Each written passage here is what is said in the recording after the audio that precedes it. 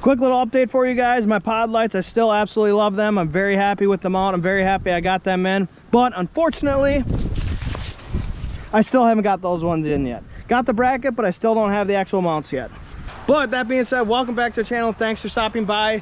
Today we're going to be tackling a serpentine belt issue on Eric's truck, the paperweight Duramax, and man, the thing is bad. We're also going to be talking about a sticking door lock, so make sure you guys stay tuned for that. I know the sticking door locks is a big issue, and a lot of people have issues with that, so it's really a simple fix. And the serpentine belt is very important, so make sure you guys check your regular maintenance stuff. So let's go ahead and just get into it. Just look at that thing, man. It's terrible. Like, my goodness. All right, so you're going to need to start out with a 1/2 inch breaker bar. You're gonna have to go down there to the tensioner. It's gonna be an absolute pain because Eric's got his fan shroud in. I do not have my fan shroud in, but look at this belt. We'll take it out and give you a better look at it, but geez, you can see right there is a nice example as to why it's so bad. All right, so the tensioner is down in there. It's a 1/2 inch breaker bar. You're gonna have to pull on it, and then he'll pull and release the tension enough to get this off. Now I will make sure I have a diagram of, whoa, let's get some light in here. I have a diagram of exactly how your tensioner is supposed to be routed. So I'll make sure I leave that in, I'll make sure I put a picture of that for you guys when we go to put it back in. I'll snap a quick picture of it now so you don't forget, or if you want to take a screenshot of it. But then later on in the video in a second here, I will then put it back up for you guys so you know what's going on and how to make sure you put it back together, because it's very important you follow the exact way that you had the old belt on. And right here is where it's going to be the hardest part when you're doing it. If you have your fan shroud on, Eric's going to learn here in a second because I didn't tell him when he started taking this off. If you have your fan shroud on, you're going to want to try and feed it through the bottom to take it off. Why didn't you tell me that? I forgot. So now it's a good learning experience. All right, so this is what it looks like when you get frustrated and trying to take it off. Yeah, Eric just cut it. All right, so we're going to get in the sun here, and we're going to show you this nasty, nasty belt. Right here, you can see it's actually completely missing another groove. So it's been cut, it's almost been cut down. It's been on there so bad. And if down over here, you can see here is where that groove started and just got completely cut off. So that's how thick it should be, and that's how thin it is. So that is why we are replacing this.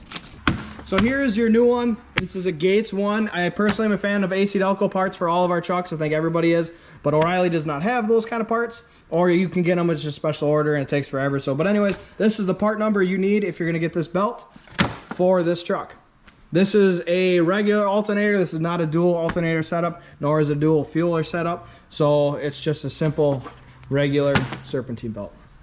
All right, so here is the diagram for how you're routed with just a regular alternator, just a stock setup. This is exactly how it's gonna go. I'm gonna go ahead and make sure all right, so Eric had to end up taking the skid plate off because, like, on my truck, I have my fan shroud off and he doesn't. So what he did is he took the skid plate off, and then you have to feed the belt sideways, kind of like this, to get past the crank, and then you can get it on, you know, to get it started. So just keep that in mind. It's pretty simple. Instead of messing with all the fan shroud stuff, if you just take the skid plate off and go from underneath, you can get it on pretty simple. Once you get it all routed and you got it back on, put your tension on, snap the belt on, and then before you go to start the truck, make sure you go around with tension on and double check every single point you can to make sure that you don't have it slipped off in one spot or the other, because it's very simple to shred these belts really quickly if, say, it slipped off of one of these pulleys or not. So once you get that all double checked, go ahead and start your truck up. Make sure nothing is hitting.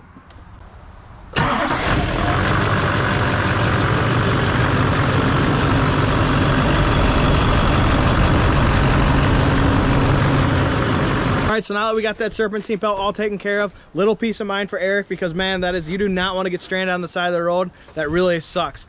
The next thing we're gonna do is we're gonna go ahead and look at his door latch and see what the heck is going on, because typically this happens a lot with people. It happened with mine, and it's usually a very simple fix. So first things first is you gotta pop your trim off. You gotta pop this off, your door lock. And then there's some screws you gotta take care of. I'll leave a link in the description below. I did an entire set of door handles on my truck, and I did a really nice how-to video how to take all your door panels apart and put them back together. So I'll leave that link in the description below. I will not show you guys that right now. You can see here, when he hits the lock and the unlock button, it doesn't really move much. But these plastic clips here are notorious for keeping this to stick. And there's usually some type of lubricant in there, but over the years this lubricant really comes away, so it's a very simple fix. What to do first is we're going to go ahead and try some spray-on silicone lube. I'm not going to show you exactly what I'm using, but just some spray-on silicone, anything you got, just use that first. On my truck I personally had to use anti-seize and that worked out really well, but we're going to go with the silicone first and see how that works. All right, so you can actually see here, I don't know if you guys can tell or not, so there's this green stuff, and then there's like a oily residue, but unfortunately this oily residue is actually really sticky. So what we're gonna do is we're gonna clean this little rod here first, and then we'll kind of clean the inside of here, and we'll spray some liquid silicone in there. Oops. Well, simple, spray some of that silicone lube on there. Well, it's not lube, just liquid silicone, and that should actually work really well here.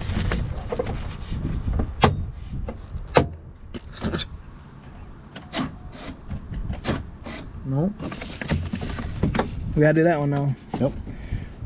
All right, so since we're still sticking, we're gonna work our way down. There's another one down there that we gotta clean off and go ahead and spray some of that silicone on.